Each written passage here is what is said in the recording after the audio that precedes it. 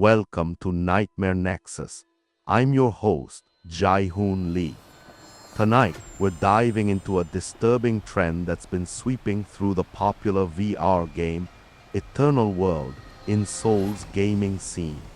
Players have been reporting bizarre glitches that seem to be affecting their real lives. We have our first caller, Min-soo, who claims to have experienced one of these glitches firsthand.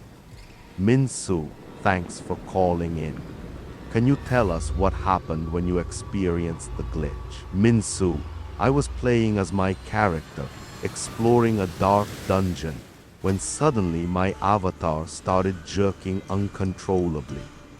The next thing I knew, I was back in my apartment, but everything felt off. My furniture was rearranged, and I had this eerie feeling that someone was watching me. We've had several callers report similar experiences, all of them playing Eternal World in the Gangnam district. Our next caller, Soo-young, claims to have seen a ghostly figure in the game that resembled a traditional Korean folk tale character. Soo-young, can you describe what you saw? Soo-young, it was a woman in a white hanbok, her face twisted in a scream. She was standing in the middle of the virtual street, and when I approached her, she vanished into thin air. We're going to go to our expert, Dr. Kim, who's been studying the psychological effects of VR gaming. Dr. Kim, can you explain what might be causing these glitches? Dr. Kim, it's possible that the game's algorithm is tapping into the player's subconscious, creating a feedback loop that blurs the line between the virtual and real worlds. We've just received a report of a player who claims to have found a hidden message in the game's code. The message reads, "The eyes that see are not the ones that look." What could this mean? Is it a hint at a larger conspiracy, or just a clever Easter egg? We're going to try to investigate further, but our caller, Yi-ho, is telling us that his computer is acting strangely. Yi-ho, my screen just went black, and I heard a voice whispering in Korean, "You should not have looked." We're experiencing some technical difficulties here in the studio. It seems our equipment is malfunctioning.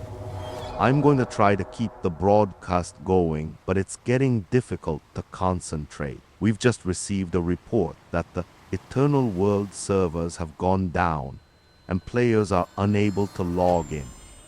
But what's more disturbing is that some players are reporting that their avatars are still active, even though they're not playing the game. We're going to go to our final caller, who wishes to remain anonymous.